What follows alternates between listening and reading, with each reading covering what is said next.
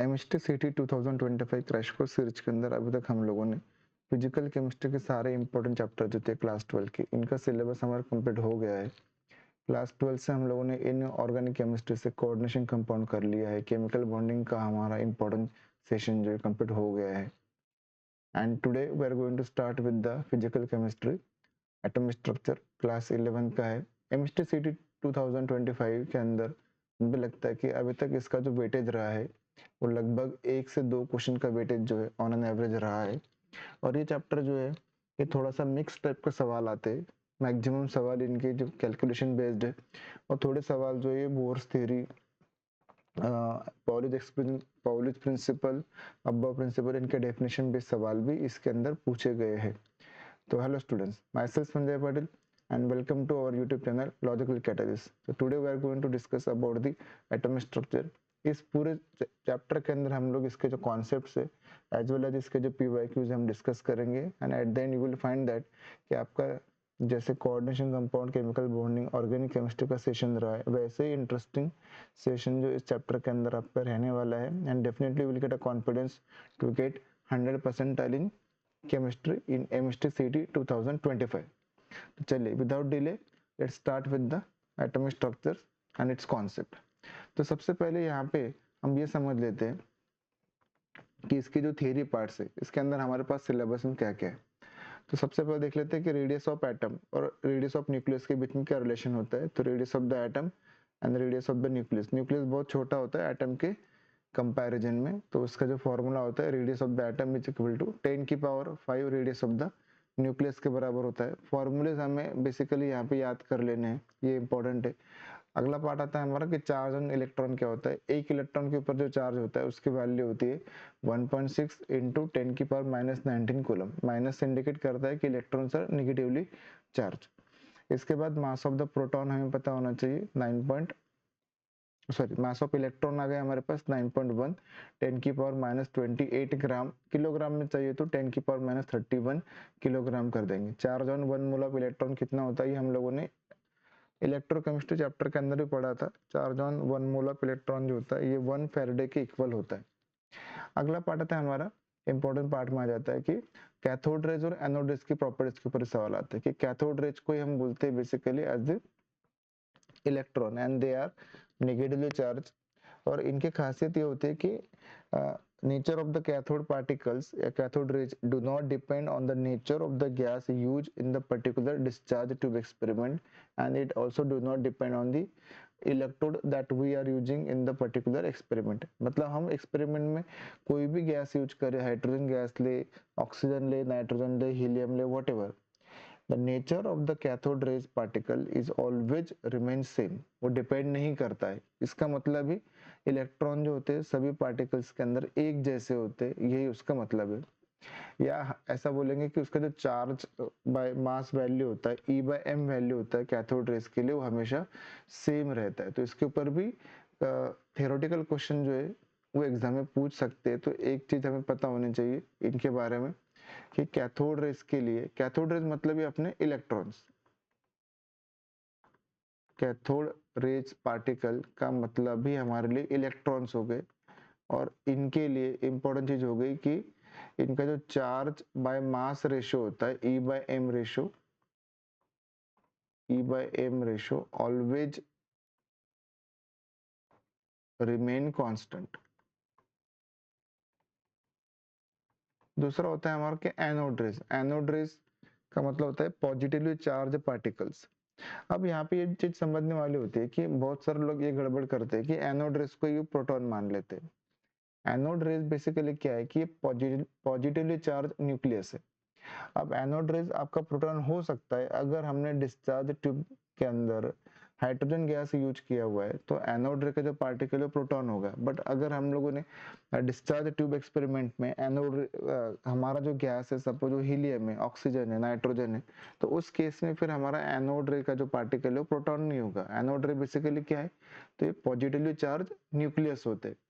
तो यहाँ पे एनोड रेज में इंपॉर्टेंट पार्ट ये हो जाता है कि इनका जो चार्ज बाय मास रेशियो होता है वो हर गैस के लिए अलग अलग होता है। बट ये इलेक्ट्रोड कौन सा यूज किया इसके ऊपर डिपेंड नहीं करता है। मतलब एनोड रेज में हम थोड़ा सा इंपॉर्टेंट याद रख लेंगे कि एनोड रेज के लिए चार्ज बाय मास का जो रेशियो होता है वो आपका डिपेंड करता है। एनोड रेज के लिए charge upon mass ratio, anode rays के लिए चार्ज बाय मास रेशियो जो है ये डिपेंड करेगा on nature of the gas.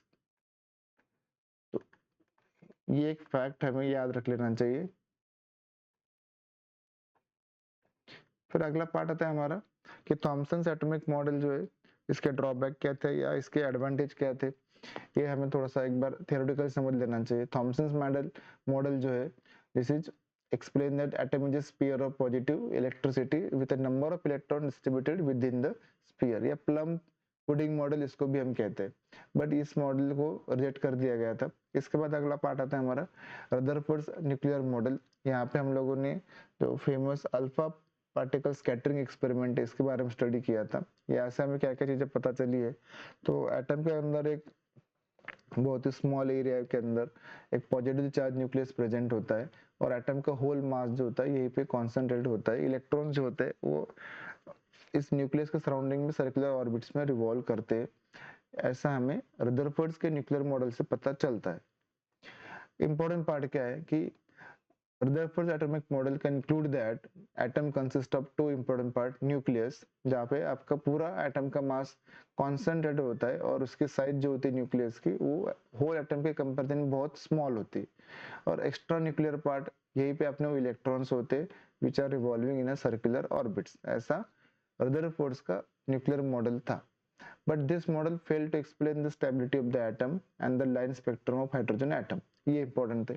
उसके बाद अगला पार्ट आता है हमारा कि Moseley's law regarding the relation between the frequency of X rays and the atomic number, और यही हमारा इंपॉर्टेंट पार्ट हो जाता है कि पीरियोडिक टेबल जो अपना मोजलेस लॉ के ऊपर डिपेंड है, मॉडर्न पीरियोडिक लॉ, और वो जो इक्वेशन उन्होंने डिराइव किया था the relation between the frequency of the X rays and the atomic number, तो उसका ये इक्वेशन जो हमारे लिए इम्पोर्टेंट है। कभी कभी इसके ऊपर मैथमेटिकल सवाल जो है वो बने हैं, जेई में भी कभी कभी इसके ऊपर क्वेश्चन जो इसके ऊपर ग्राफ बेस्ड क्वेश्चन जो है वो एक बार पूछा गया है कि फ्रीक्वेंसी वर्सेस, अगर आप एटॉमिक नंबर का ग्राफ प्लॉट करोगे तो ये ग्राफ कैसा आएगा। इस इक्वेशन को अगर मैं सॉल्व करता हूँ तो यहाँ पे ये इक्वेशन बनेगा हमारा root mu equal to, mu मतलब फ्रीक्वेंसी ऑफ एक्स रेज है, this equal to a into z, z atomic number है, माइनस बी, ए और बी कांस्टेंट है। तो अगर यहाँ से मैं फ्रीक्वेंसी वर्सेस एटॉमिक नंबर का अगर ग्राफ प्लॉट करता हूँ तो देखिए आपके पास ग्राफ कैसा आएगा। ये ग्राफ आपका y equal to m x plus से इस टाइप का ग्राफ जो है यहाँ पे आपका बनेगा। ठीक है, मान लीजिए कि यहाँ पे मैंने एक जो है y एक्सिस पे frequency square root of the frequency को प्लॉट किया और x एक्सिस पे मैंने एटॉमिक नंबर का प्लॉट किया है, तो इसका जो ग्राफ बनेगा मेरा that graph will be a straight line बनेगा, बट वो ओरिजिन में से नहीं जाएगा। ठीक है, this will not pass through the origin, क्योंकि ये ग्राफ का जो नेचर है वो y equal to m x plus c type का ग्राफ है। एक स्ट्रेट लाइन ग्राफ आएगा जो ऐसे नेगेटिव y एक्सिस को कट करेगा, तो इस टाइप का ग्राफ जो यहाँ पे बन सकता है। अगला पार्ट आ जाता है हमारा कि आइसोटोन्स, आइसोटोप्स, आइसोडाइफर्स, आइसोबार्स, इनकी जो बेसिक डेफिनेशन है इनके ऊपर भी सवाल जो है वो सीटी के अंदर पूछे गए। आइसोटोप्स क्या होते हैं हमें सब लोगों को पता है। आइसोटोप का मतलब होता है जिनका एटॉमिक नंबर सेम है बट एटॉमिक मास नंबर जो है ये अलग अलग होता है, इनको बोलते हैं हम लोग आइसोटोप्स। जैसे हाइड्रोजन के आइसोटोप 3 होते हैं, हाइड्रोजन, ड्यूटेरियम, ट्रिटियम। इसमें से ट्रिटियम जो होता है वो रेडियो एक्टिव होता है। वैसे बाकी एलिमेंट के भी आइसोटोप्स को हम डिफाइन कर सकते हैं कि जैसे बोरॉन के भी आइसोटोप्स होते हैं, लाइकवाइज। सिर्फ अगला पार्ट आता है हमारा कि आइसोबार्स क्या होते हैं। आइसोबार का मतलब होता है कि ऐसे दो एटम जिनका मास नंबर सेम हो बट एटॉमिक नंबर अलग हो, इनको हम बोलते हैं आइसोबार्स बोलते हैं। ठीक है, चलिए आइसोबार्स का एग्जांपल अगर देखेंगे तो कार्बन 614 और नाइट्रोजन 714, ये दो अलग अलग एलिमेंट्स है बट इनके आप एटॉमिक मास नंबर अगर देखोगे तो ये सेम आ जाएंगे। नहीं, हमने एग्जांपल में पढ़े कि कार्बन 614 ये कार्बन का आइसोटोप होता है। और नाइट्रोजन अगर मैं ले लेता हूँ, नाइट्रोजन के यहाँ पे नंबर 7 और 14, तो मास नंबर सेम है, एटॉमिक नंबर अलग अलग है, तो इनको हम बोलेंगे आजा आइसोबार्स बोलेंगे, आइसोबार्स। उसके बाद अगला पार्ट रहता है हमारा आइसोडाइफर से, atoms having the same isotopic number. ठीक है, इसके ऊपर भी एक बार आते हैं अपन लोग, पहले कुछ और सवाल देख लेते हैं। आइसोटोन्स, इसके ऊपर भी सीईटी में सवाल पूछा गया है कि what is mean by the isotones, क्या होता है कि atoms of the different elements with different atomic and mass number, मतलब एलिमेंट भी अलग है तो obviously atomic number mass number अलग होंगे सही, but same number of neutrons, but इनके जो न्यूट्रॉन्स होंगे वो सेम होंगे। अच्छा, न्यूट्रॉन कैसे निकालते हैं अपन लोग कि मास नंबर जो होता है वो हमेशा बेसिकली क्या होता है, atomic number plus number of neutron का सम होता है। ठीक है, इंपॉर्टेंट चीज हमें कैलकुलेशन में एक पता जो होनी चाहिए कि हमारा जो एटॉमिक स्ट्रक्चर्स में एलिमेंट का जो प्रेजेंटेशन होता है वो हमेशा इस फॉर्मेट में होता है कि एक्स आपका अगर कोई एलिमेंट है, एक्स अगर कोई एलिमेंट है तो नीचे हम उसका एटॉमिक नंबर लिखते और ऊपर जो हम उसका एटॉमिक मास नंबर लिखते। तो ये ए जो होता है एटॉमिक मास नंबर है, and this is equal to sum of the proton plus neutron होता है। एक न्यूट्रल एटम के अंदर जितने प्रोटॉन्स होते हैं उतने उसके इलेक्ट्रॉन्स होते हैं, तो एटॉमिक नंबर जो प्रोटॉन के बराबर भी होता है और atomic number number of electrons के बराबर भी होता है, बट ये सिर्फ न्यूट्रल एटम में होगा। अगर आप आयंस की बात करेंगे तो आयंस में आपके इलेक्ट्रॉन्स कम ज्यादा हो सकते हैं, चेंज हो सकते हैं, बट जो नंबर ऑफ प्रोटॉन्स होते हैं वो सेम होते हैं। तो बेसिक डिफिनेशन याद रखना है कि एटॉमिक नंबर जो है this is always equal to the number of protons in a particular atom और आयन। नंबर ऑफ इलेक्ट्रॉन्स और नंबर ऑफ प्रोटॉन्स ये सेम सिर्फ आपके न्यूट्रल एटम में ही होते हैं। ठीक है, चलो इसके ऊपर भी अपने को सवाल सीईटी के अंदर पूछे गए। तो यहाँ पे सवाल क्या था हमारा कि आइसोटोन्स किसको बोलेंगे हम लोग, आइसोटोन्स वो होते हैं जिनके नंबर ऑफ न्यूट्रॉन सेम होते हैं। जैसे ये जो एग्जांपल दे के रखा है यहाँ पे सिलिकॉन का, यहाँ पे अगर मैं नंबर ऑफ न्यूट्रॉन्स अगर निकालता हूँ तो नंबर ऑफ न्यूट्रॉन्स हो जाएंगे मेरे पास 30 में से 14 माइनस कर दूं तो 30 minus 14 this value will be equal to 16 हो जाएगा। सेम फॉस्फोरस का जो एलिमेंट है इसमें अगर मैं नंबर ऑफ न्यूट्रॉन निकालता हूँ तो 31 माइनस 15 करना पड़ेगा, this will be also equal to 16 हो जाएगा। तो जिनके नंबर ऑफ न्यूट्रॉन सेम है, जिनके नंबर ऑफ न्यूट्रॉन सेम है, इनको बोला गया है आइसोटोन्स। तो ये एक इंपॉर्टेंट पार्ट हो जाएगा हमारा आइसोटोन्स का। आइसोबार्स, आइसो आइसोटोप्स, आइसोटोप्स हालांकि थोड़ा सा सिंपल है। आइसोडाइफर्स जिनके एटॉमिक आइसोटोपिक नंबर सेम होता है। चलो अगला पार्ट देख लेते हैं अपन लोग। इसके बाद आता है हमारा अगला पार्ट है कि wavelength of the particular line spectrum, तो इसका फॉर्मूला क्या होता है कि वेवलेंथ या वेव नंबर जो होता है वो न्यू बार होता है, वेवलेंथ जो होता है अपना लैम्बडा होता है। Wavelength usually angstrom unit, nanometre, picometre इसमें एक्सप्रेस किया जाता है। तो यहाँ से डिपेंडिंग ऑन द ऑप्शन हम वेव नंबर का कौन सा यूनिट लेंगे। वेव नंबर बेसिकली क्या होता है, इसका यूनिट होता है हमारा सेंटीमीटर इनवर्स या मीटर इनवर्स हो जाता है। ठीक है, तो वेवलेंथ को हम लोग यूजुअली जो है कैलकुलेशन में जब निकालेंगे तो वेव नंबर हमारा सेंटीमीटर इनवर्स या मीटर इनवर्स में आएगा। उसका फॉर्मूला हमें याद कर लेना है इंपॉर्टेंट कि wave number is given by the formula 1 by lambda equal to RH Rydberg constant होता है इनटू जेड स्क्वायर। जेड मतलब एटॉमिक नंबर होगा 1/n1 square minus 1/n2 square. n1 n2 जो उसके इलेक्ट्रॉनिक लेवल्स होते, lower energy level, higher energy level, इस तरीके से। अब यहाँ पे जो अगला सवाल बनता है कि रिडबर्ग कांस्टेंट का वैल्यू जो, देखिए बेसिकली रिडबर्ग कांस्टेंट का जो वैल्यू है ये हमें याद कर लेना चाहिए। बहुत बार एग्जाम में देते हैं रिडबर्ग कांस्टेंट का वैल्यू। इसको बेसिकली हम इसको याद कर सकते हैं एज अ 1.09 10 की पावर। अब यहाँ पे देखोगे तो कितने डेसिमल हो रहे हैं आपके पास, 1 2 3 4 5 डेसिमल के बाद ये आपका कैलकुलेशन तो 1.09 10 की पावर 5 कर दो। 10 की पावर -5 करेंगे या 5 करेंगे तो वो थोड़ा कैलकुलेशन में ध्यान देना है कि डेसिमल हम लोगों ने कैसे सेट किए हुए। तो 1.09 10 की power 5 centimetre inverse, metre inverse में चाहिए तो अकॉर्डिंगली देख लेना है कि सेंटीमीटर को मीटर में कन्वर्ट कैसे करते हैं, बट एक फॉर्मूला याद रख लोगे काम चल जाएगा। ओके, अगला पार्ट आता है हमारा कि यहाँ पे जो N1 N2 जो होता है वो हमें कैसे लेना है। तो N1 हमारा लोअर एनर्जी लेवल है, N2 हमारा हायर एनर्जी लेवल होता है। अब यहाँ पे हमारे पास जो डिफरेंट टाइप के सीरीज है हमारे सिलेबस के अंदर, लाइमन सीरीज है, बामर सीरीज है, पास्चन सीरीज है, ब्रैकेट सीरीज है, पी फंड सीरीज है। तो हमें इन सीरीज के जो है लोअर एनर्जी लेवल और इनका जो हायर एनर्जी लेवल क्या हो सकता है या इनका जो रीजन होता है, इसके बारे में थोड़ा सा हमारा कैलकुलेशन बेस्ड सवाल जो है वो एग्जाम में बनते हैं। तो एक बार हम उन्हें देख लेते हैं कि हमारे पास जो डिफरेंट सीरीज है उनके ऊपर हमारे पास जो थियरी पार्ट्स होता है।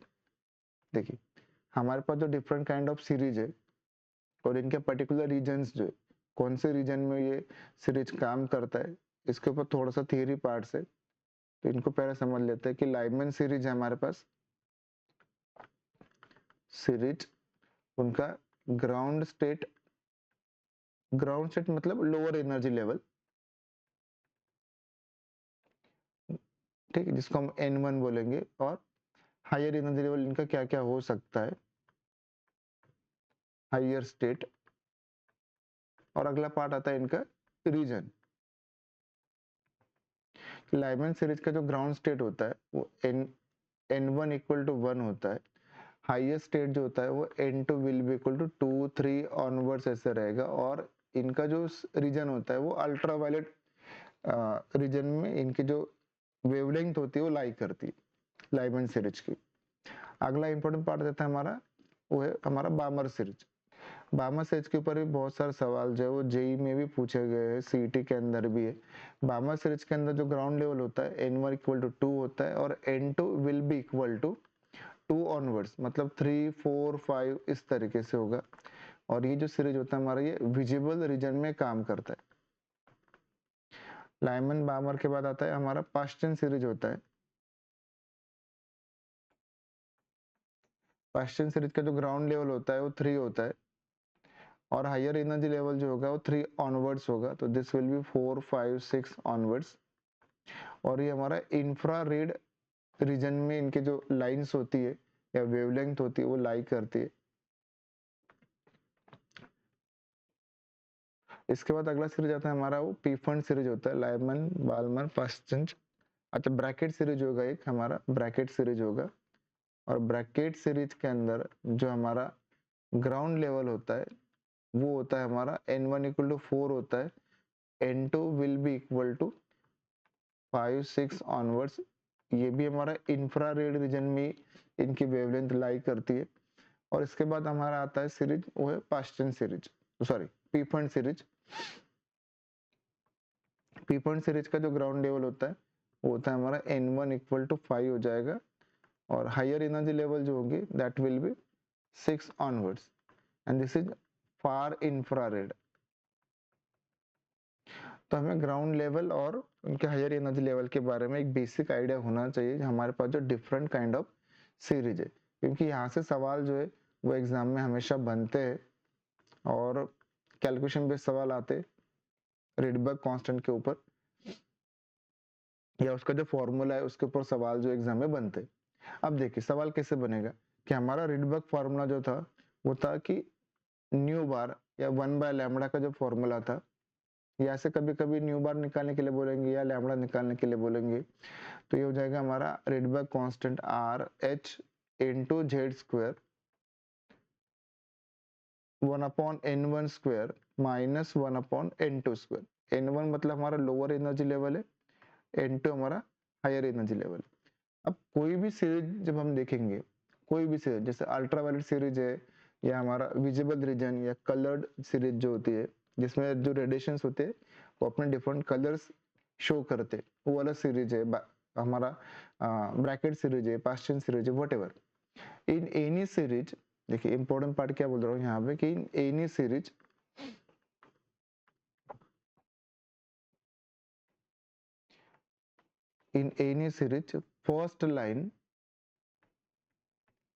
फर्स्ट लाइन को बोला गया है अल्फा लाइन बोला गया है,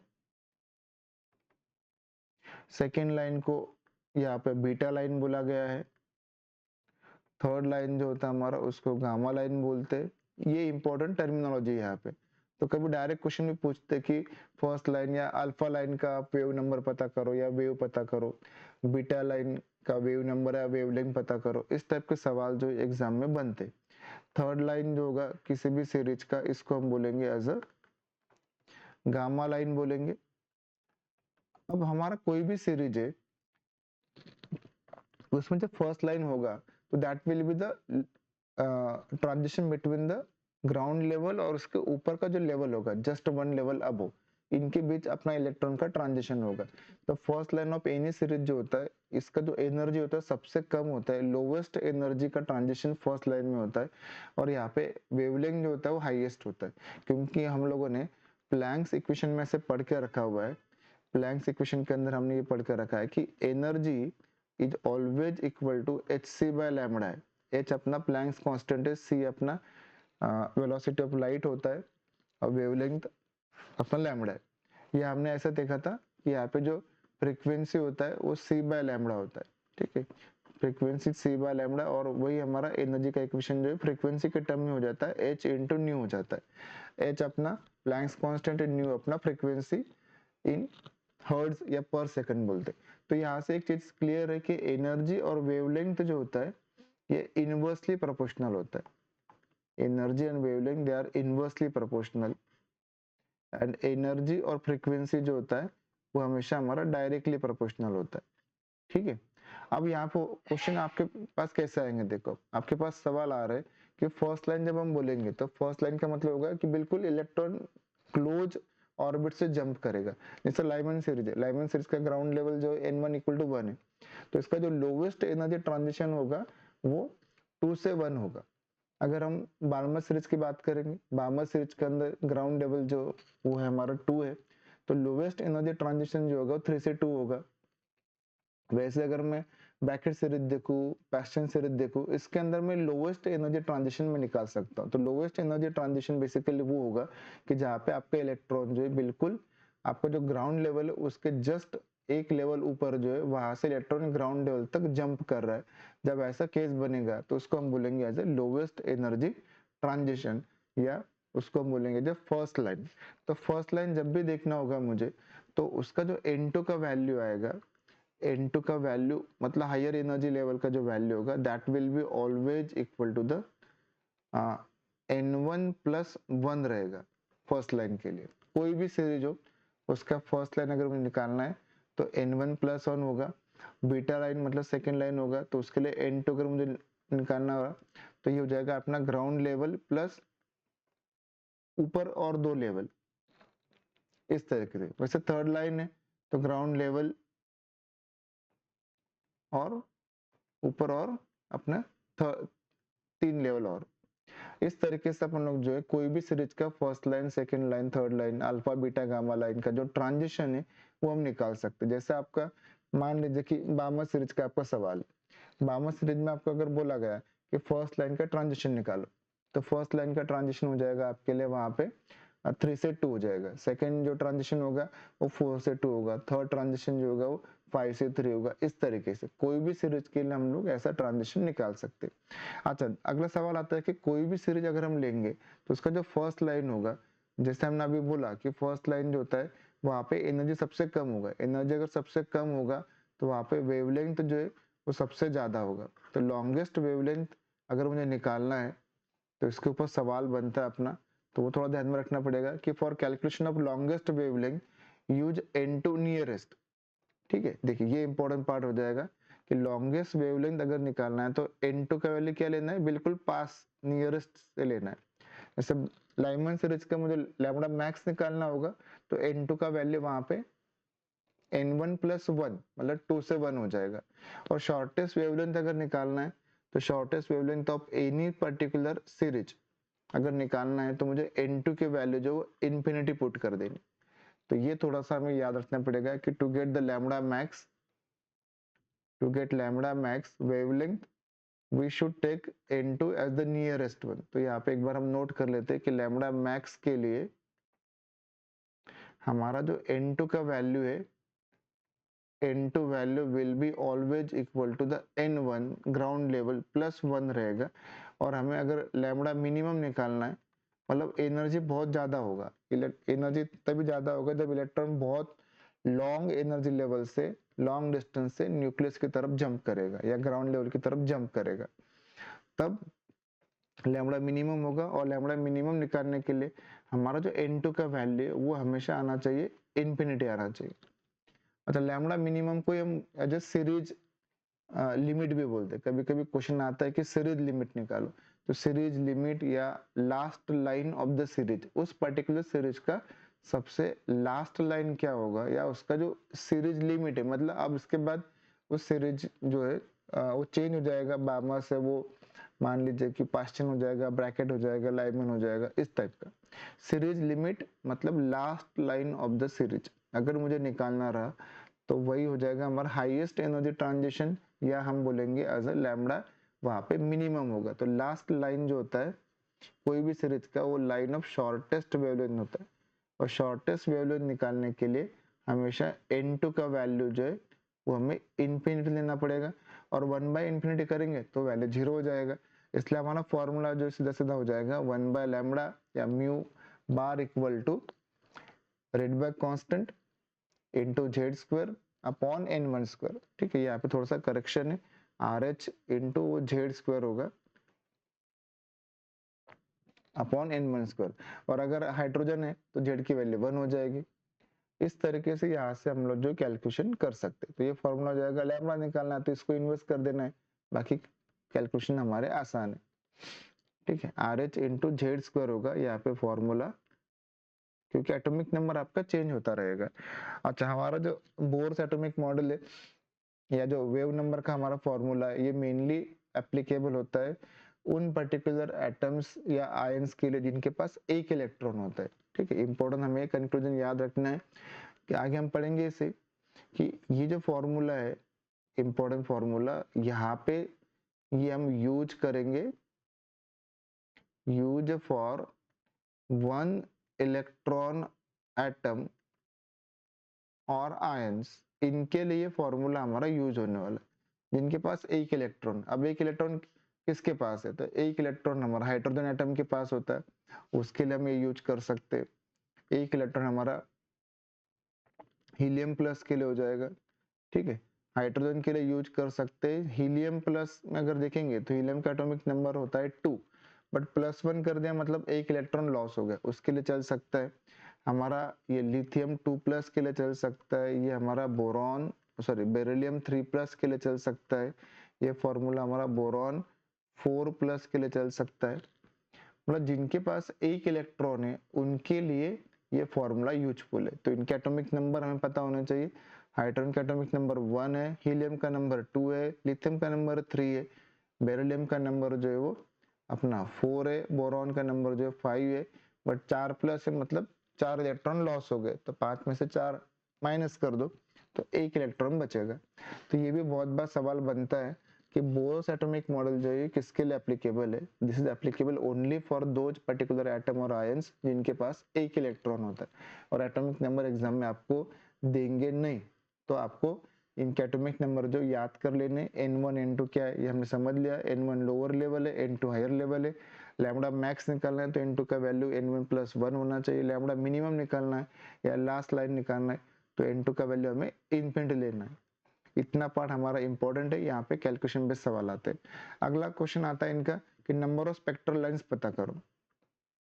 इलेक्ट्रॉन अगर हमारा हायर एनर्जी लेवल से लोअर एनर्जी में जंप कर रहा है तो कितने स्पेक्ट्रल लाइन बनेंगे, 4 बनेंगे, 5 बनेंगे। इनमें से कितने लाइन सबके अल्ट्रावायलेट रीजन में रहेंगे, कितने लाइन सबके ये जो है पास्चन सीरीज में रहेंगे, ब्रैकेट सीरीज में रहेंगे, इनके सवाल भी बनते। तो नंबर ऑफ स्पेक्ट्रल लाइन्स हम कैसे निकालेंगे, तो फॉर्मूला हमारा n2 - n1 into bracket n2 - n1+1/2। n2 higher level है, n1 लोअर लेवल है। बट यहाँ पे जो थोड़ा सा इंपॉर्टेंट पार्ट बन जाता है वो है कि हमारे जितने भी लाइंस बनेंगे उनमें से कितने लाइंस हमारे जो है वो लाइमन सीरीज के अंदर बनेंगे, कितने लाइंस हमारे बामर सीरीज के अंदर बनेंगे, वो भी एक इंपॉर्टेंट क्वेश्चन कि यहाँ पे एग्जाम में पूछते। ठीक है, एक बार उसका भी थियरी पार्ट जो है उसको हम देख लेते कि नंबर ऑफ स्पेक्ट्रल लाइंस का फॉर्मूला तो हम याद कर लेंगे, बट हमें जरूरत पड़ेगी उनमें से कितने लाइंस कौन से सीरीज में लाई करे, अगर ये सवाल पूछ लिए तो फिर वहां से थोड़ा सा गड़बड़ हो जाता है कभी कभी। चलिए जैसे मान लेते हैं कि हमारे पास एक इलेक्ट्रॉन जो है, suppose electron jump from n2 equal to 5 to n1 equal to 1। अब 1 तक आ रहा है, मतलब ही हमें पता चल गया कि वो लाइमन सीरीज है। इलेक्ट्रॉन जो है वो 5 से 1 तक अगर जंप करेगा तो वो लाइमन सीरीज में उसका ट्रांजिशन देखने को मिलेगा, मतलब अल्ट्रावायलेट रीजन में। अब कितने स्पेक्ट्रल लाइन बनेंगे अगर मुझे निकालना है, तो number of spectral lines, number of spectral lines का हमारा फॉर्मूला हो जाएगा n2 minus n1 into n2 minus n1 plus 1 upon 2। ये हमारा कैलकुलेशन हो जाएगा। अब यहाँ पे अगर कैलकुलेशन देखेंगे तो यहाँ से अपना ये कैलकुलेशन जो बिल्कुल आसान है, फॉर्मूला में याद है 5 minus 1 into 5 minus 1 plus 1 upon 2। तो 5 में से 1 गया तो 4 कर दिया, और यहाँ पे 4 और 5 में से 1 गया तो 4, 4 प्लस 1 वापस से अपना 5 हो गया, और डिवाइडेड बाय 2। 5 इंटू 4 20, 20 बाय, तो मतलब 10 लाइन बनेंगे। बट इन 10 लाइन में से सारे लाइन जो होंगे आपके वो लाइमन सीरीज के अंदर नहीं होंगे। कुछ लाइन जो होंगे वो आपके बामर सीरीज के होंगे, कुछ लाइन जो होंगे आपके वो पास्टियन सीरीज के होंगे, ब्रैकेट सीरीज के होंगे। तो ये सवाल एग्जाम में बनता है कि कितने लाइंस बनेंगे, वो सवाल आया तो 10 बिल्कुल सही है। बट इन 10 लाइन में से कितने लाइंस हमारे वो लाइमन सीरीज के अंदर है, कितने लाइंस हमारे बामर सीरीज के अंदर है, पास्टियन सीरीज के अंदर है, ऐसा सवाल बना तो फिर ये सवाल थोड़ा सा डिफिकल्ट बन सकता है। बट थोड़ा सा कंसेप्चुअली अगर देखेंगे तो क्वेश्चन सॉल्व हो जाता है। देखिए अब 10 लाइन कैसे होगा, इलेक्ट्रॉन कहाँ से जंप कर रहा है अपना, इलेक्ट्रॉन जंप कर रहा है अपना 5 से लेके 1 तक जंप कर रहा है। अब 5 से 1 तक जब जंप करेगा तो इनके ट्रांजिशन कौन कौन से होंगे, देखिए आप 5 से 4 होगा, 5 से 3 होगा, 5 से 2 होगा, 5 से 1 होगा। फिर अगला ट्रांजिशन होगा, क्योंकि हायर एनर्जी से लोअर एनर्जी लेवल में ट्रांजिशन होता है, 4 से 3 होगा, 4 से 2 होगा, और 4 से 1 होगा। अगला पार्ट देखेंगे तो याद आएगा आपका 3 से 2 बनेगा, 3 से 1 बनेगा। फिर अगला पार्ट देखेंगे तो ये 2 से 1 बनेगा। अब टोटल नंबर ऑफ लाइन्स अगर कैलकुलेट करो तो पहले कि इसमें 4 लाइन, फिर 3 7, 2 9 और 1 10, 10 लाइन तो हो गए। बट 10 लाइन में अगर हम देखेंगे तो कौन से लाइन्स हमारे अल्ट्रावायलेट रीजन में अगर देखा तो 5 से 1 तक, 4 से 1, 3 से 1 और 2 से 1, ये जो लाइन है हमारी ये लाइमन सीरीज या अल्ट्रावायलेट रीजन में लाई करने वाले लाइन है। और 10 लाइन में से 4 लाइन जो है अपनी वो यूवी टाइप की लाइन है। इसमें से अगर पूछा गया कि कौन सी लाइंस हमारी विजिबल है या तो बामर सीरीज के अंदर लाई कर रही, तो बामर सीरीज में हम लोगों ने पढ़ा था कि कोई भी इलेक्ट्रॉन जब हायर लेवल से सेकेंड लेवल तक जंप करेगा तो उसको हम बोलेंगे बामर सीरीज या विजिबल रीजन है। तो 5 से 2, 5 से 2, 4 से 2 और 3 से 2, ये जो लाइंस हमारी बनी है, ये लाइंस बेसिकली बनी हमारी वो बामर सीरीज के अंदर या विजिबल रीजन के अंदर बनी। वैसे 5 से 3, 4 से 3 ये अपना इंफ्रारेड रीजन हो जाएगा, ठीक है। 5 से 4 ये भी अपना इंफ्रारेड रीजन हो जाएगा। तो कौन सा सीरीज में कौन सी लाइन बनी है, लाइमन बनी है, बामर बनी है, पास्टियन बनी है, ब्रैकेट बनी है, पीफन बनी है, तो ये सब डिपेंड करता है कि टोटल लाइंस कितनी है और उसमें से how many lines are from the particular series, ये हम यहाँ से कैलकुलेट कर सकते हैं। इसका डायरेक्ट फॉर्मूला भी हमारा आ सकता है कि अगर हमारा इलेक्ट्रॉन जो है 5 से लेके 1 तक जंप कर रहा है और क्वेश्चन सिर्फ पूछा गया है कि इसमें से कितने लाइंस आपकी अल्ट्रावायलेट है, तो सीधी सी बात होगी 5 में से 1 कम कर दो, 5 माइनस 1 4 हो जाएगा। अगर क्वेश्चन पूछा गया कि इलेक्ट्रॉन आपका 5th लेवल से 1 तक जंप कर रहा है, इसमें से कितने लाइंस हमारे बामर सीरीज के अंदर आएगी, तो बामर सीरीज का जो ग्राउंड लेवल होता है वो 2 होता है, ग्राउंड लेवल 2 होता है। तो 5 में से 2 माइनस कर दो तो 3 लाइन दिख रही है यहाँ पे, हाँ 3 लाइन कौन सी है, 5 से 2 है, 4 से 2 है, 3 से 2 हो जाएगा, ठीक है। इस तरीके से हम लोग कोई भी सीरीज के नंबर ऑफ लाइंस भी निकाल सकते हैं और कोई भी सीरीज का टोटल नंबर ऑफ लाइंस भी निकाल सकते हैं। तो दो अलग अलग सवाल है कि टोटल लाइंस निकालना अलग बात है और एक पर्टिकुलर सीरीज की लाइंस निकालना अलग बात है। तो फॉर्मूला हमारा बिल्कुल क्लियर है, n2 minus n1 into bracket n2 minus n1 plus 1 upon 2, ये हमें टोटल नंबर ऑफ लाइन दिखाता है। जबकि सिर्फ एक पर्टिकुलर सीरीज के मुझे लाइंस निकालने रहे तो उसके लिए हमारा फॉर्मूला थोड़ा सा अलग हो जाएगा, या तो फिर हम ऐसा कैलकुलेशन लिख के भी कर सकते। तो एक बार वापस से समझा देता हूँ क्या बोलना चाह रहा हूँ कि for a particular series, for a particular series मतलब लाइमन सीरीज हो गया, बामर सीरीज हो गया, पास्टियन सीरीज हो गया, number of spectral lines,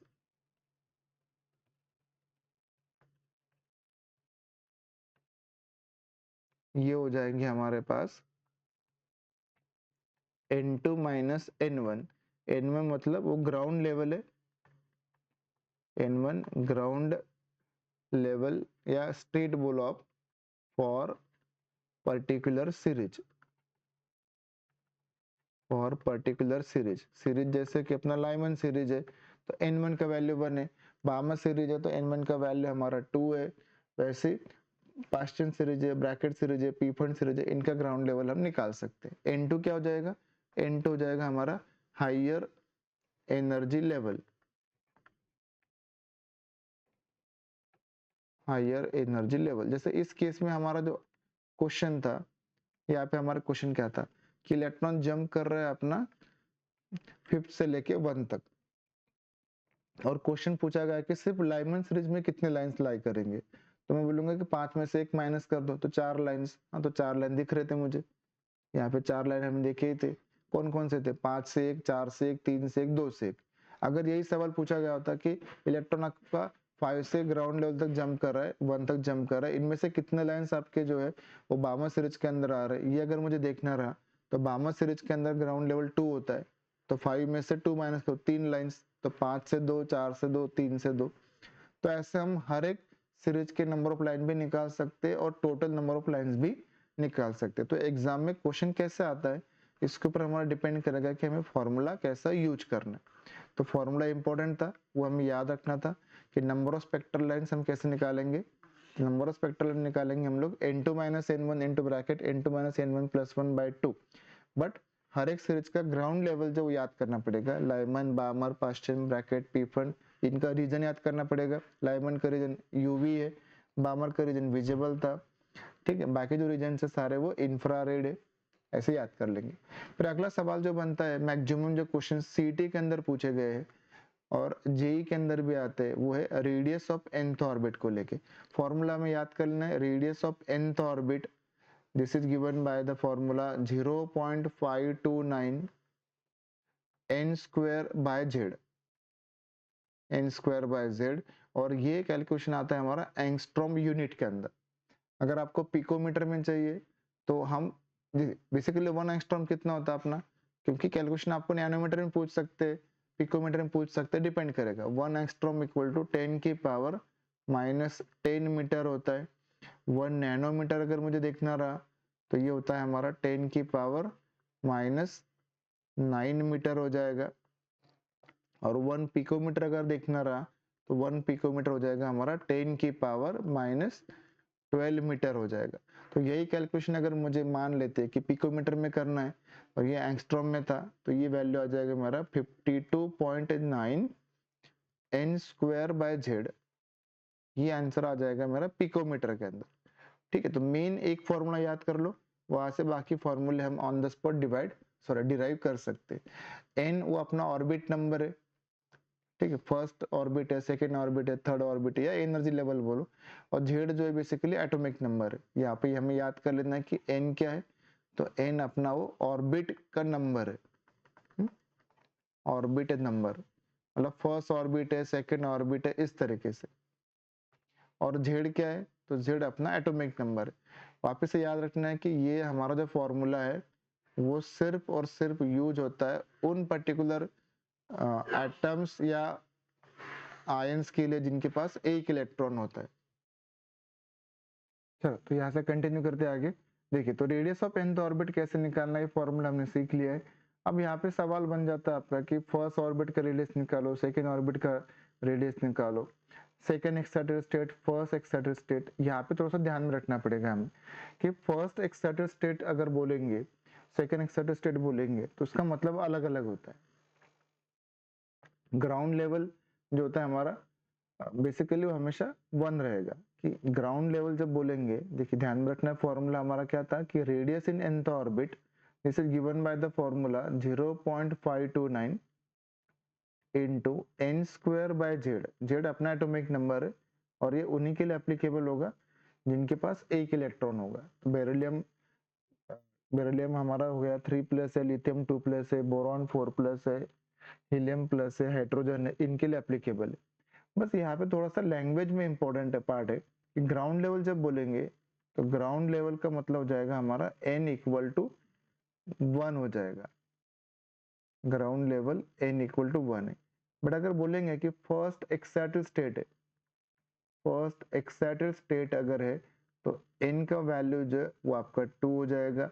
second excited state है मतलब n का वैल्यू आपका 3 है। थर्ड एक्साइटेड स्टेट अगर है तो अकॉर्डिंगली n का वैल्यू जो आपका चेंज हो जाएगा and for that n will be equal to 4 हो जाएगा और ऑनवर्ड्स।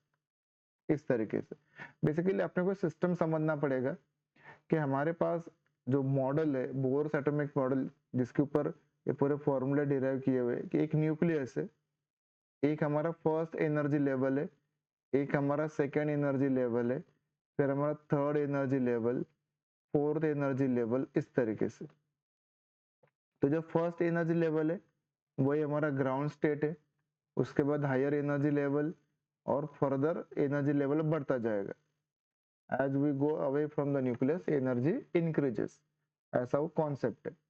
तो जो n इक्वल टू 1 है वही हमारा क्या है, तो वो ग्राउंड स्टेट है। GS मतलब ground state. n equal to 2 मतलब इलेक्ट्रॉन अगर हमारा 2 से 1 में जंप कर रहा है, या हम फर्स्ट ट्रांजिशन जब इसको बोलेंगे, ठीक है, लाइमन सीरीज है, बार्मर सीरीज डिपेंड करेगा अभी नहीं, कि अगर इलेक्ट्रॉन 2 से 1 में जंप कर रहा है तो हम बोलेंगे वो जंप कर रहा है from the first excited state. Excited state मतलब higher energy level, ground level से जस्ट ऊपर का एक लेवल जो है वो फर्स्ट एक्साइटेड स्टेट है। n इक्वल टू 3 अगर हम बोलेंगे तो ये भी हायर एनर्जी लेवल है, मतलब एक्साइटेड स्टेट है, तो इसको हम बोलेंगे as a second excited state. वैसे ही अगर इलेक्ट्रॉन हमारा 4 से 1 में जंप कर रहा है तो 1 के कंपैरिजन फोर्थ लेवल का एनर्जी हायर है, हायर एनर्जी लेवल मतलब भी एक्साइटेड स्टेट है। तो यहाँ पे ये वाला जो पार्ट है ये हो जाएगा हमारा थर्ड एक्साइटेड स्टेट, और फिर अकॉर्डिंगली फोर्थ एक्साइटेड है, फिफ्थ एक्साइटेड स्टेट है, ऐसा सवाल हमारा यहाँ पे बन जाएगा।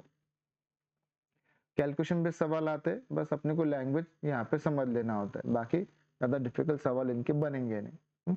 जैसे मान लीजिए कि सवाल आपको पूछा गया कि आप calculate radius radius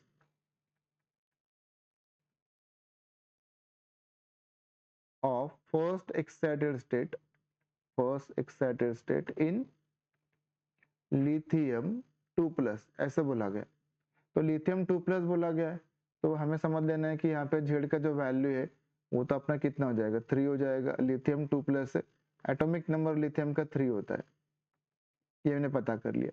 first excited state बोला है मतलब n का जो वैल्यू है अपना वो 2 हो जाएगा, क्योंकि ग्राउंड लेवल तो 1 होता है, ठीक है, क्योंकि इनके पास एक इलेक्ट्रॉन होगा ना। देखिए बेसिकली क्या है कि इनके पास एक इलेक्ट्रॉन है, तो एक इलेक्ट्रॉन तो आपका हमेशा फर्स्ट एनर्जी लेवल में रहेगा। और फर्स्ट एक्साइटेड स्टेट अगर बोला गया है मतलब इलेक्ट्रॉन जो है वो आपका हायर एनर्जी लेवल में चला गया है, तो ग्राउंड लेवल से जस्ट ऊपर का जो लेवल होगा वो हो जाएगा हमारा फर्स्ट एक्साइटेड स्टेट। और उसके लिए मुझे रेडियस अगर निकालना रहा तो फॉर्मूला में निकालूंगा Rn, मतलब R2 निकालना पड़ेगा मुझे, and that will be equal to 0.529 into N square. N का वैल्यू जो है मेरा 2 हो जाएगा, तो N square divided by Z. Z का वैल्यू मेरे पास 3 है। बस यहाँ से मेरे पास पूरा कैलकुलेशन जो वो आ जाएगा। तो सवाल कैसे देकर रखा है एग्जाम में वो आपको देखना है और अकॉर्डिंगली फॉर्मूला जो वो यूज कर लेना है। तो फॉर्मूला अपना क्लियर हो गया है। अगला पार्ट आ जाता है इसका जो velocity of the electron in the nth orbit, इसके ऊपर भी सवाल बनता है। फॉर्मूला हमें याद कर लेना है, वेलोसिटी इन nth ऑर्बिट जो होता है ये प्रोपोर्शनल होता है अपना z बाय n से। z एटॉमिक नंबर है, n वो अपना एनर्जी लेवल होगा, first excited state, second excited state, ground level, accordingly n की वैल्यू जो चेंज होती रहेगी और z की वैल्यू जो वो भी डिपेंड करेगी कि हमने बेरिलियम 3+ के लिए कैलकुलेशन निकालना है, हाइड्रोजन के लिए निकालना है या हीलियम प्लस के लिए निकालना है। तो फॉर्मूला हमारा ये हो जाएगा प्रोपोर्शनलिटी में। और कैलकुलेशन अगर देखना है तो Vn will be equal to 2.18 into 10 की पावर 6 z बाय n, ये आ जाएगा हमारा मीटर पर सेकेंड के लिए। सेंटीमीटर में चाहिए तो अकॉर्डिंगली कन्वर्जन कर देना है। तो ये इंपॉर्टेंट पार्ट हो जाएगा हमारा, यहाँ पे वेलोसिटी का कैलकुलेशन हो जाएगा। ठीक है, चलिए इसके बाद अगला फॉर्मूला आता है हमारा, वो है question related with the energy of the particular electrons. अब एनर्जी में भी वापस से क्वेश्चन बनता है, kinetic energy, potential energy, total energy. But सबसे पहले एक चीज याद रखो कि ये सारे फॉर्मूले जो हम लोगों ने डिराइव किए बोर्स एटॉमिक मॉडल या बोर्स के जो अजम्पशंस थे उनके बेसिस पे ये फॉर्मूला डिराइव किए गए। Kinetic energy of the electron अगर निकालना है, इन पर्टिकुलर nth ऑर्बिट अगर निकालना है, तो हमारा फॉर्मूला हो जाएगा En is equal to 13.6 z² upon n²। EV मतलब इलेक्ट्रॉन वोल्ट में। और आपको जूल में चाहिए तो वहां से भी आप कैलकुलेशन कर सकते हो। 1 इलेक्ट्रॉन वोल्ट का जो वैल्यू होता है ये हो जाएगा अपना 1.6 इंटू 10 की पावर -19 जूल होता है। तो जूल में भी हम आंसर निकाल सकते हैं। ये फॉर्मूला EV के लिए। पोटेंशियल एनर्जी कैसे निकालोगे, तो पोटेंशियल एनर्जी जो हो जाएगा ये हो जाएगा आपका -27.2 z² बाय n²। बेसिकली यहाँ पे अपना जो पोटेंशियल एनर्जी और काइनेटिक एनर्जी का जो कॉन्सेप्ट है कि पोटेंशियल एनर्जी अपॉन 2 अगर करते हैं तो हमारे पास वो काइनेटिक एनर्जी आ जाता है। काइनेटिक एनर्जी पॉजिटिव होगा, पोटेंशियल एनर्जी हमारा नेगेटिव होगा। ठीक है, तो हमारा मेन फॉर्मूला देखो कैसे याद रखना अपने को कि काइनेटिक एनर्जी जो है, काइनेटिक एनर्जी, ठीक है, देखिए काइनेटिक एनर्जी और पोटेंशियल एनर्जी का हमारा जो मेन फॉर्मूला होता है वो बेसिकली हमें क्या सिखाता है कि काइनेटिक एनर्जी का हमारा कंसेप्ट हो जाता है कि Z(E²) अपॉन 2R। ठीक है, हाफ mv² हमारा फॉर्मूला होता है और उसी को ही डिराइव करके हम लोगों ने ये फॉर्मूला डिराइव किया हुआ है कि वो कांस्टेंट है, Z एटॉमिक नंबर है, E charge on the particular particle है, R वो रेडियस होगा। ये हमारा फॉर्मूला है। तो पोटेंशियल एनर्जी क्या होता है, potential energy basically kZe² upon R जो होता है वो हमारा पोटेंशियल एनर्जी हो जाएगा। तो पोटेंशियल एनर्जी का फॉर्मूला हमारा बिल्कुल आसान है, ये -kZe² अपॉन R है। बस आप यहाँ से अगर देखोगे तो kZe² अपॉन R ये हो जाएगा आपका माइनस ऑफ पोटेंशियल एनर्जी। तो potential energy upon 2 will be equal to kinetic energy. तो पोटेंशियल एनर्जी जो है काइनेटिक का डबल हो जाएगा। इस तरीके से अपन लोग ये कैलकुलेशन कर सकते हैं। बेसिकली 13.6 को हमने 2 से मल्टीप्लाई करके जो है वो 27.2 कर दिया है और पोटेंशियल एनर्जी का साइन नेगेटिव होता है इसलिए वहां पे नेगेटिव साइन पुट कर दिए। तो ऐसा भी सवाल आपको एग्जाम में दे सकते हैं क्योंकि ये जी एडवांस में सवाल पूछा गया है कि what is the ratio of the potential energy to the kinetic energy का एक सवाल जो जी एडवांस में आ गया है। ठीक है, चलिए अगला पार्ट देखते हैं कि एनर्जी, टोटल एनर्जी हम कैसे निकालेंगे। Total energy is always the sum of the kinetic energy plus potential energy का सम होता है और इनको अगर हम ऐड कर देंगे तो ये वैल्यू हो जाएगा अपना, ओह थोड़ा सा हमारा लैपटॉप थक गया था, ओके वापस आ गया है। तो यह आ जाएगा अपना -13.6 z² बाय n²। ये हमारा हो जाएगा टोटल एनर्जी का फॉर्मूला। इसी को थोड़ा सा अगर मैं डिराइव करूं तो सिंपली इसको मैं ऐसे ही बोल सकता हूँ कि टोटल एनर्जी जो होता है वो negative of the kinetic energy के बराबर भी होता है। या काइनेटिक एनर्जी अगर निकालना रहा तो टोटल एनर्जी से -n में हटा दो, I will get the kinetic energy formula. और काइनेटिक एनर्जी अगर मुझे पता है तो यहाँ से मैं पोटेंशियल एनर्जी का भी कैलकुलेशन कर सकता हूँ क्योंकि अभी हम लोगों ने देखा कि काइनेटिक एनर्जी और पोटेंशियल एनर्जी में हमारा कॉन्सेप्ट कैसा होता है। ठीक है, यहाँ पे जो है मैंने थोड़ा सा इधर गड़बड़ कर दिया था, पोटेंशियल एनर्जी होता है हमारा माइनस के जेड ई स्क्वायर अपॉन आर होता है। तो ये वाला फॉर्मूला जो है हमारा यहाँ पे डिराइव हो जाएगा, ठीक है। तो kinetic energy will be equal to ये वाला फॉर्मूला देखो आप, के जेड ई square upon R, K Z ई स्क्वायर अपॉन आर, इसको मैं लिख देता हूँ माइनस पोटेंशियल एनर्जी अपॉन 2 कर देता हूँ। तो यहाँ से पोटेंशियल एनर्जी का फॉर्मूला आ जाएगा, और इसी को अगर मुझे लिखना हुआ तो this will be simply total energy will be equal to potential energy upon 2 कर देंगे। तो यहाँ से अपने को पोटेंशियल एनर्जी भी मिल जाएगा। तो ऐसा सवाल भी एग्जाम में कभी कभी दे देते हैं कि इलेक्ट्रॉन आपका सेकेंड एक्साइटेड स्टेट में, उसका पोटेंशियल एनर्जी निकालो, उसका काइनेटिक एनर्जी निकालो। तो हम यहाँ से कैलकुलेशन जो कर सकते हैं, बट वापस याद रखना है कि जेड अपना एटॉमिक नंबर है, एन वो पर्टिकुलर ऑर्बिट नंबर होगा जिसमें अपना इलेक्ट्रॉन अभी फिलहाल प्रेजेंट है। ग्राउंड लेवल पे फर्स्ट एक्साइटेड स्टेट है, सेकेंड एक्साइटेड स्टेट है, अकॉर्डिंगली हम एनर्जी जो है वो कैलकुलेट कर सकते हैं, ठीक है। कुछ कैलकुलेशन मैं आपको यहाँ पे समझा देता हूँ। जैसे कि मान लीजिए कि यहाँ पे आपको z दे के रखा है, यहाँ पे n1 की वैल्यू बोल के रखी है, एनर्जी हमें निकालना है, इन पर्टिकुलर nth ऑर्बिट निकालना है। हाइड्रोजन दे के रखा है सपोज, उसका हमें सेकेंड एक्साइटेड स्टेट का एनर्जी या सेकेंड एनर्जी लेवल का एनर्जी निकालना है अपने को। तो फॉर्मूला आ जाएगा -13.6, जेड की वैल्यू 1 थी, Z square upon N square, N मतलब यहाँ पे अपना 2 का स्क्वायर हो जाएगा। मान लीजिए कि हीलियम प्लस दे के रखा है, हीलियम प्लस के लिए बोला गया है कि n1 की जो वैल्यू है सपोज वो 3 है, इसके लिए मुझे एनर्जी निकालना रहा, तो -13.6 जेड स्क्वायर, जेड मतलब हीलियम के लिए एटॉमिक नंबर 2 था, तो 2 का स्क्वायर डिवाइडेड बाय n का स्क्वायर मतलब 3 का स्क्वायर। ऐसे हम कैलकुलेशन जो कर सकते हैं, और डिपेंड करता है कि आपको कौन सा फॉर्मूला या कौन सा सवाल जो वहाँ पे देकर रखा है। बस excited state, first excited state, second excited state, वो हमेशा थोड़ा सा हमें समझना पड़ेगा। मान लीजिए कि सवाल दे दिया आपको कि सेकेंड एक्साइटेड स्टेट लिथियम 2+ के लिए हमें एनर्जी निकालना है, एनर्जी इन nth ऑर्बिट निकालना है, हमें काइनेटिक एनर्जी निकालना है, हमें पोटेंशियल एनर्जी निकालना है। सपोज ये सवाल है हमारे पास, तो फॉर्मूला हमारा एक मेन यूज होने वाला है कि energy in nth orbit this is equal to -13.6 Z square upon N square. देखो ये फॉर्मूला तो हमारा इलेक्ट्रॉन वोल्ट में आ जाएगा। अगर आपको जूल में चाहिए तो आप जूल के लिए इसको सिर्फ 1.6 इंटू 10 की पावर -19 से अगर मल्टीप्लाई करोगे तो वैल्यू जो आपका जूल में कन्वर्ट हो जाएगा। अब सेकेंड एक्साइटेड स्टेट बोला था, सेकेंड एक्साइटेड स्टेट बोला है मतलब n की वैल्यू कितनी आएगी वो पहले समझना पड़ेगा अपने को।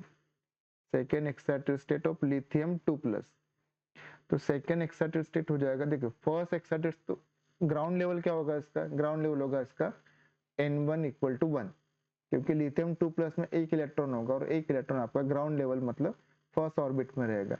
जब वो सेकेंड ऑर्बिट में जाएगा तो उसको हम बोलेंगे as a first excited state, और सेकेंड एक्साइटेड स्टेट का मतलब बोला गया है कि वो इलेक्ट्रॉन आपका जो है वो एक्चुअल में थर्ड एनर्जी लेवल पे, तो सेकेंड एक्साइटेड का मतलब ही हो गया कि इलेक्ट्रॉन जो आपका थर्ड एनर्जी लेवल या थर्ड ऑर्बिट पे है। लिथियम था तो लिथियम के लिए जेड का जो वैल्यू था, एटॉमिक नंबर लिथियम का 3 था, तो इसको मैंने पुट कर दिया। अब आप कैलकुलेशन देख लो, तो ये वैल्यू जो है आपका जेड का वैल्यू भी 3 है, एन का वैल्यू भी 3 है। अगर कैलकुलेशन करोगे आप तो एनर्जी आ जाएगा आपका यहाँ पे सीधा सीधा -13.6 EV आ जाएगा। काइनेटिक एनर्जी जो होता है वो माइनस ऑफ En होता है, माइनस ऑफ En अगर निकालोगे तो माइनस माइनस प्लस हो जाएगा और 13.6 हो जाएगा।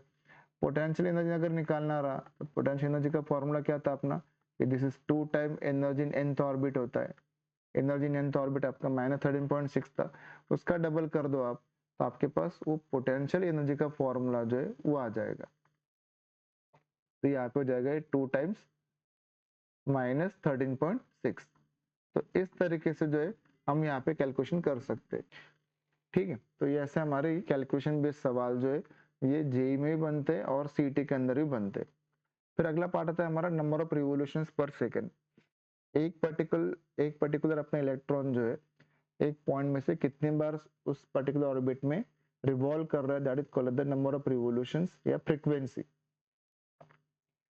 तो ये फॉर्मूला आ जाएगा अपना velocity in nth orbit upon circumference of the orbit, ये इंपॉर्टेंट याद रखना है। उसके बाद अगला फॉर्मूला हमारा जो काम का है, जो बहुत बार जेई में भी सवाल बना हुआ है, वो है एंगुलर मोमेंटम को लेके mvr is equal to nh upon 2 pi. mvr is equal to nh upon 2 pi, angular momentum in a particular orbit, n वो ऑर्बिट नंबर है, ऑर्बिट नंबर, मतलब फर्स्ट ऑर्बिट है, सेकेंड ऑर्बिट है, इस तरीके से। एच हमारा प्लैंक्स कांस्टेंट है। अगला पार्ट था हमारा कि अच्छा डी ब्रोगली अपना बोर्स मॉडल के जो इम्पोर्टेंट ड्रॉबैक्स देखो क्या है कि बोर्स मॉडल जो ये सिर्फ और सिर्फ अपना एप्लीकेबल है उन पर्टिकुलर एटम्स या इलेक्ट्रॉन के लिए जिनके पास एक इलेक्ट्रॉन होता है। ये इंपॉर्टेंट, ये उसका लिमिटेशन हो जाएगा कि ये मल्टी इलेक्ट्रॉन सिस्टम के लिए बोर्स मॉडल जो अपना एप्लीकेबल नहीं है। बोर्स मॉडल जो होता है वो क्रॉम्पटन इफेक्ट और स्टार्क इफेक्ट जो इसको एक्सप्लेन नहीं करता। Splitting of the spectral line in presence of the electric field, इसको बोला गया Stark effect. Splitting of the spectral line in presence of magnetic field को बोला गया क्रॉम्पटन इफेक्ट। बोर्स मॉडल जो है क्रॉम्पटन इफेक्ट और स्टार्क इफेक्ट इनको एक्सप्लेन नहीं कर पाता, ये भी उसका ड्रॉबैक है। बोर्स मॉडल अनसर्टेनिटी प्रिंसिपल को भी एक्सप्लेन नहीं कर पाता है। अगला कॉन्सेप्ट आता है हमारा एटॉमिक स्ट्रक्चर के अंदर, वो है डी ब्रोगली वेवलेंथ कैसे निकालेंगे। डी ब्रोगली वेवलेंथ या wavelength of the matter, matter waves, dual nature of the particle, कि हमारा पार्टिकल जो ड्यूअल नेचर शो करता है, वेव नेचर भी शो करेगा अपना, ठीक है, और पार्टिकल नेचर भी शो करेगा। तो de Broglie wavelength of the matter waves का फॉर्मूला है lambda equal to h upon m v या एच अपॉन पी बोल दो। यहाँ से एक और फॉर्मूला बन जाता है अपना लैम्डा का कि lambda is equal to h upon under root 2m into kinetic energy, 2m into kinetic energy, या एक फॉर्मूला हमारा बन जाता है h upon under root 2m e into v0। E मतलब चार्ज ऑन द पार्टिकल है, v0 जो है वो उसका एक्सीलरेटेड पोटेंशियल भी हो सकता है या स्टॉपिंग पोटेंशियल भी हो सकता है। ठीक है, कभी कभी हम पार्टिकल को एक्सीलरेट करते हैं तो v0 को हम एक्सीलरेटिंग पोटेंशियल भी बोल सकते हैं। और ई क्या है, तो ई चार्ज ऑन द पार्टिकल है, चार्ज ऑन पार्टिकल। ठीक है, अब एक यूनिट चार्ज की वैल्यू कितनी होती है, तो 1.6 इंटू 10 की पावर माइनस 19 कूलम होती है। किसी के ऊपर अगर 2 पॉजिटिव चार्ज है तो उसका वैल्यू हो जाएगा 2 इंटू 1.6 10 की पावर माइनस 19 कूलम हो जाएगा। v0 क्या है, v0 उसका एक्सीलरेटेड पोटेंशियल है। ठीक है, v0 is the accelerated potential. तो इसके ऊपर भी सवाल आपका अभी सीटी में इतना डिफिकल्ट सवाल नहीं बना है, बट हो सकता है कि वो जेई में तो इसके सवाल बनते हैं। और अभी आपका जेई का एग्जाम पास में आ रहा है तो थोड़ा सा आपको हेल्प हो जाएगा कैलकुलेशन करने के लिए। ठीक है, तो काइनेटिक एनर्जी और ई इंटू v0 ये वैल्यू दोनों हमेशा सेम रहते हैं। ठीक है, चल आगे देखते हैं इसको। ठीक है, kinetic energy of the particle जो होता है वो E इंटू v0 के बराबर भी होता है। कभी कभी आपको स्टॉपिंग पोटेंशियल का भी सवाल आएगा, जो फोटो इलेक्ट्रिक इफेक्ट में हमारा कॉन्सेप्ट यूज होने वाला है।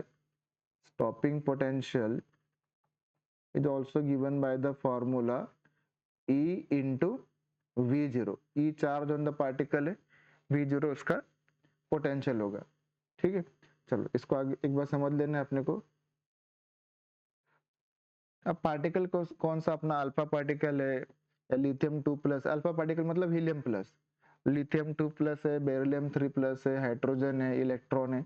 अकॉर्डिंगली हमें देखना है कि हमारा पार्टिकल क्या है, चार्ज उसका वैरी करता रहेगा। जैसे हीलियम प्लस लिया मैंने, मान लीजिए कि सवाल जो अपना हीलियम प्लस के लिए, हीलियम प्लस है तो ई का वैल्यू जो वो 1 यूनिट हो जाएगा, और 1 यूनिट का चार्ज है 1 इंटू 1.6 इंटू 10 की पावर माइनस 19 कूलम कर देंगे। मान लीजिए कि आपके पास वो पार्टिकल लिथियम 2+ देकर रखा हुआ है, लिथियम 2+ है तो 2 यूनिट का चार्ज है, तो यहाँ पे जो ई का वैल्यू हो जाएगा वो हो जाएगा आपका 2 इंटू 1.6 इंटू 10 की पावर माइनस 19 कूलम। ठीक, सीटी में इतना डिफिकल्ट नहीं आएगा, बट हाँ बाकी एग्जाम्स अगर आप दे रहे हो तो उनके लिए आपको ये सब कैलकुलेशन जो काम के। अगला पार्ट है हमारा फोटो इलेक्ट्रिक इफेक्ट, या जो हमारा सोलर सेल का कॉन्सेप्ट होता है कि जो टोटल एनर्जी होता है हमारा वो हमेशा दो पार्ट में यूज होता है। कुछ एनर्जी जो होगा वो बाइंडिंग एनर्जी में चला जाएगा, मतलब अट्रैक्शन फोर्स को तोड़ने में चला जाएगा, और जो रिमेनिंग एनर्जी होता है वो यूज होता है काइनेटिक एनर्जी के पर्पज के लिए। तो यहाँ पे हमारा जो मेन फॉर्मूला है कि total energy is equal to the binding energy plus kinetic energy. Binding energy कोई वर्क फंक्शन भी बोला गया है, और इस एनर्जी को ब्रेक करने के लिए जो मिनिमम फ्रीक्वेंसी चाहिए उसको थ्रेशोल्ड फ्रीक्वेंसी बोला गया है। उसको ब्रेक करने के लिए जो हमारे पास मिनिमम वेवलेंथ होना चाहिए उसको थ्रेशोल्ड वेवलेंथ या क्रिटिकल वेवलेंथ भी बोला गया है। तो ऐसा हमारा ये थोड़ा सा कॉन्सेप्ट है फोटो इलेक्ट्रिक इफेक्ट को लेके। तो मेन फॉर्मूला याद रखना है कि फोटो इलेक्ट्रिक इफेक्ट ये क्या कहता है अपने को कि टोटल एनर्जी जो होगा, total energy is always use for the main two purpose. First is the for kinetic energy purpose and for the binding energy purpose। तो यहाँ पे थोड़ा सा अपने को ये याद कर लेना है कि total energy equal to binding energy या वर्क फंक्शन बोलो plus kinetic energy. Binding energy या वर्क फंक्शन कैसे निकालोगे, तो ये आ जाएगा h nu zero. Nu zero मतलब वो थ्रेशोल्ड फ्रीक्वेंसी है, या बाइंडिंग एनर्जी को हम निकालेंगे as a h c upon lambda zero. Lambda zero उसका वो मिनिमम वेवलेंथ हो जाएगा।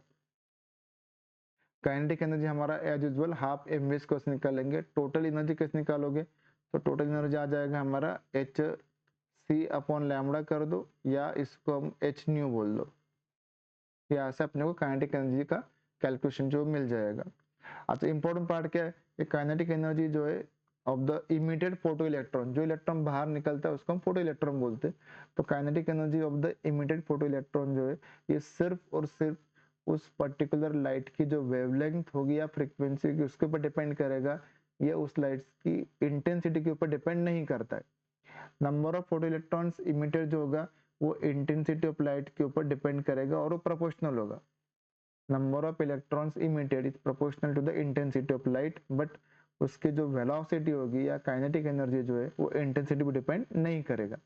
Kinetic energy is proportional to the frequency of light. हाँ, बोल सकते हैं कि लाइट की फ्रीक्वेंसी बढ़ेगा तो काइनेटिक एनर्जी भी बढ़ेगा, ये हम बोल सकते हैं। हमारा ये मेन इक्वेशन हो गया total energy equal to kinetic energy plus five. Five मतलब वर्क फंक्शन या binding energy. Energy required to stop the emission of the electron is given by the e into v zero. अभी आपको बताया कि stopping potential जो होता है वो हम कैलकुलेट कर सकते हैं इस फॉर्मूला से कि E into v zero. V zero the stopping potential, और जो टोटल एनर्जी रिक्वायर्ड होगा to stop the electron will be given by the E into v zero. और एक्सलेट करना होगा इलेक्ट्रॉन को तो भी हमें इतनी एनर्जी वहां पे देना पड़ता है। तो ये फॉर्मूला हम दोनों तरीके से यूज कर सकते हैं, और वहां से जो इमिटेड इलेक्ट्रॉन है उसकी वेवलेंथ हम डी ब्रोगली इक्वेशन से निकाल सकते हैं। तो बोर्स एटॉमिक मॉडल का एनर्जी का फॉर्मूला जूल में अगर चाहिए तो ये एक फॉर्मूला हमारा था, जूल के अंदर था 13.6 Z square by N square जो लेते हैं हम लोग ईवी में होता है। तो जूल के अंदर अपन लोग ये फॉर्मूला यूज कर सकते हैं 2.18 10 की power minus 18 joule per atom. Z square by N square तो अपना एज यूजुअल रहेगा इसी कैलकुलेशन में। बस कोई भी एक फॉर्मूला जो है ना आपको याद कर लेना है, बाकी कुछ नहीं। तो ये मेन थियरी पार्ट जो था ये मैंने एक्सप्लेन कर दिया। बाकी बेसिक डेफिनेशन आपके अबव प्रिंसिपल क्या होता है, principle quantum number, spin quantum number, magnetic quantum number, इनके जो कैलकुलेशंस है एक बार हम वापस से हम जब क्वेश्चंस करेंगे तो उसके साथ इसके जो थियरी पार्ट्स है उसको हम समझ लेते हैं। ठीक, तो यहाँ तक अपन लोगों ने जो है इसका जो बेसिक पार्ट है एटॉमिक स्ट्रक्चर्स का वो हमने कंप्लीट कर लिया। यहाँ पे हमें एक और जरूरत पड़ेगी, वो है अनसर्टेनिटी प्रिंसिपल का फॉर्मूला, इसकी भी हमें जरूरत पड़ती है। चलो उसको भी एक बार देख लेते हैं। अनसर्टेनिटी प्रिंसिपल, तो यहाँ पे अपना फॉर्मूला अनसर्टेनिटी प्रिंसिपल का क्या होता है। अच्छा, ये कॉन्सेप्ट क्या बताता है आपको, it is impossible to determine the velocity and the position of the electron simultaneously and accurately. वही हमारा अनसर्टेनिटी प्रिंसिपल हो जाता है, जिसका फॉर्मूला हमारा delta x into m delta v, delta x into m delta v. तो uncertainty principle हमारा कहता है कि delta x into m delta v this is greater than और इक्वल टू एच अपॉन 4 पाई।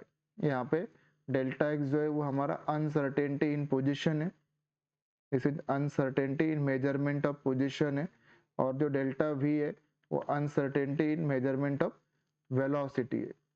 ठीक है, तो ये हमें थोड़ा सा याद करना पड़ेगा। अनसर्टेनिटी प्रिंसिपल का formula, this is uncertainty in velocity. अगर मोमेंटम की बात बोली गई तो मोमेंटम भी निकाल सकते m इंटू डेल्टा वी, या सब हम लोग वेलोसिटी सॉरी मोमेंटम में निकाल सकते। मोमेंटम जो होता है हमारा मास इंटू वेलोसिटी होता है, तो m इंटू डेल्टा वी से अपना का वो मोमेंटम में मिल जाएगा।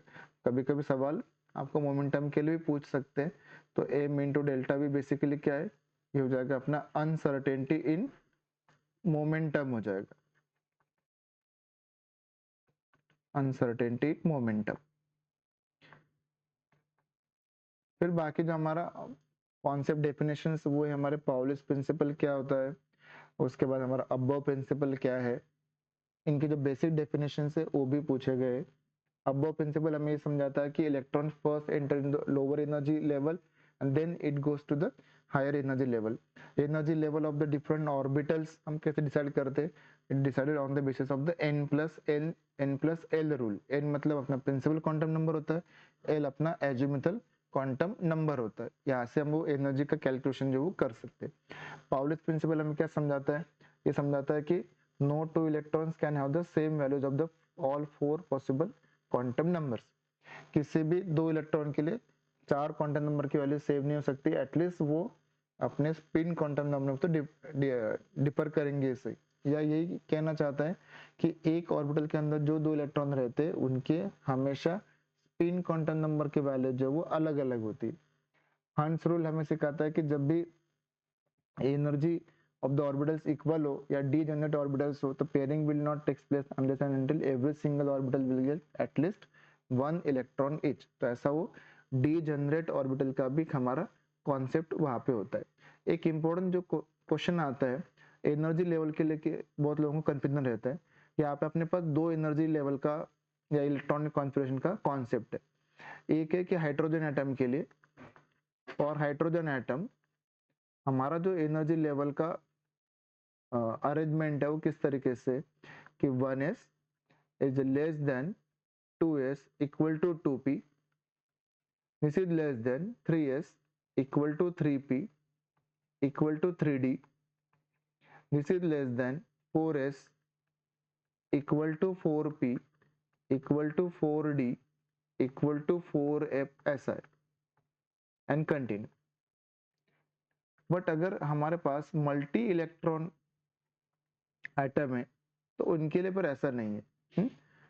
फॉर z ग्रेटर देन 1, जिनका एटॉमिक नंबर 1 से बड़ा है, उनके लिए हमारे पास सिस्टम कैसा है कि 1s less than 2s less than 2p less than 3s less than 3p, 3 के बाद 3d आना चाहिए, बट पहले 4s आता है, 4s है फिर 3d है, और इस तरीके से हमारा वो एनर्जी का अरेंजमेंट है। Energy of the different orbitals can be arrange by this way. एक ऑर्बिटल में कितने इलेक्ट्रॉन जाएंगे तो वो भी हमने कैलकुलेशन सीखा हुआ है कि s ऑर्बिटल है, p ऑर्बिटल है, d ऑर्बिटल है, f ऑर्बिटल है, मैक्सिमम कितने इलेक्ट्रॉन इसके अंदर आ सकते हैं ये भी हमें पता होना चाहिए। कि s ऑर्बिटल है तो मैक्स 2 इलेक्ट्रॉन आ सकता है, p ऑर्बिटल है या p सबशेल है तो इसके अंदर 6 इलेक्ट्रॉन आ जाएंगे। अगर हमारे पास d सबशेल है तो इसके अंदर 10 इलेक्ट्रॉन होते हैं। अगर हमारे पास f सबशेल है तो इसके अंदर 14 इलेक्ट्रॉन्स होते हैं इनके पास। अच्छा, इनका हमें ये भी पता होना चाहिए कि जो L की वैल्यू, एजिमुथल क्वांटम नंबर की वैल्यू क्या होती है। S के लिए वैल्यू 0 होती है, P के लिए 1 होती है, D के लिए अपनी ये 2 होती है, F के लिए अपनी ये 3 होती है। ये L की वैल्यूज हो गई। अच्छा, L के वैल्यू से अपने को और एक चीज पता चलती है कि M की वैल्यू कितनी होती है। तो M मतलब मैग्नेटिक क्वांटम नंबर की वैल्यूज हमेशा 2l प्लस 1 होती है। 12 प्लस 1 होगी तो यहाँ पे अगर फॉर्मूला वैल्यू पुट करोगे, L के लिए 0 पुट कर दोगे तो ये 1 हो जाएगा। P के लिए अपने पास हो जाएगा ये 2 इंटू 1, 2 प्लस 1 3 हो जाएगा, ये 5 हो जाएगा, ये 7 हो जाएगा। मतलब भी आपके पास कितने ऑर्बिटल्स होते हैं ये पता चल जाएगा। M बेसिकली आपको नंबर ऑफ ऑर्बिटल्स के बारे में भी बताता है, और एक ऑर्बिटल के अंदर 2 इलेक्ट्रॉन होते ही हमें पता है। तो नंबर ऑफ ऑर्बिटल्स कितने होते हैं एक पर्टिकुलर सबशेल के अंदर और एक मेन एनर्जी लेवल के अंदर, उसका फॉर्मूला अलग अलग। एक मेन एनर्जी लेवल्स जो होता है उसके अंदर कितने इलेक्ट्रॉन्स होंगे वो हो जाएगा आपका 2n²। कितने ऑर्बिटल्स होंगे एक मेन एनर्जी लेवल के अंदर, वो n² होते। ठीक है, देखो क्वेश्चन बड़ा क्लियर होता है एग्जाम में कि आपको पूछा गया है कि सेकंड एनर्जी लेवल में कितने इलेक्ट्रॉन्स है, थर्ड एनर्जी लेवल में कितने इलेक्ट्रॉन्स है, कितने ऑर्बिटल्स है, तो सबका कैलकुलेशन अलग अलग है। यहाँ पे बेसिकली कॉन्सेप्ट क्या चल रहा है हमारा कि आपका मेन एनर्जी लेवल है, सपोज यहाँ पे मैं लिख देता हूँ मेन एनर्जी लेवल,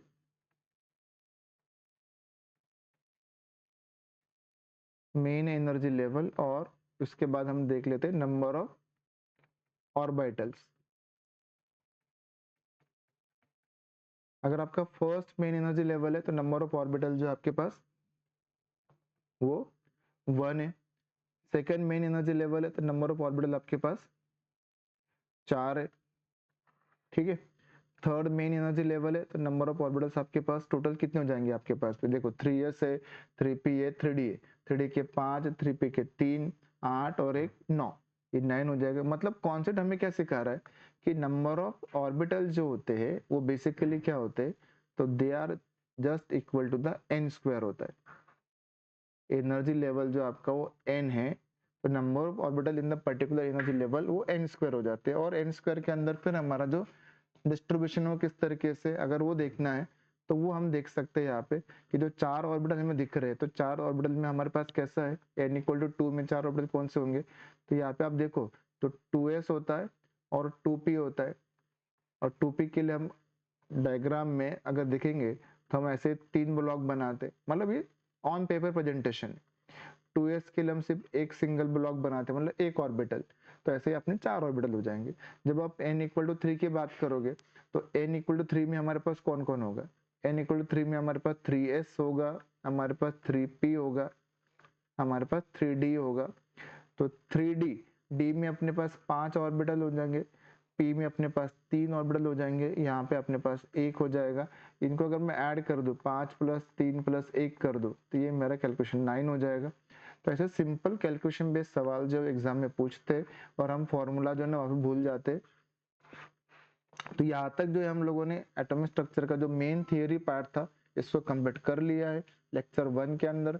लेक्चर 2 के अंदर जो इसके हम कैलकुलेशन जो है सारे PYQ जो कंप्लीट करने वाले, एक बार थियरी पार्ट को पहले रिवाइज करते उसके बाद इसके जो कैलकुलेशन इनको हम आगे कंटिन्यू करेंगे।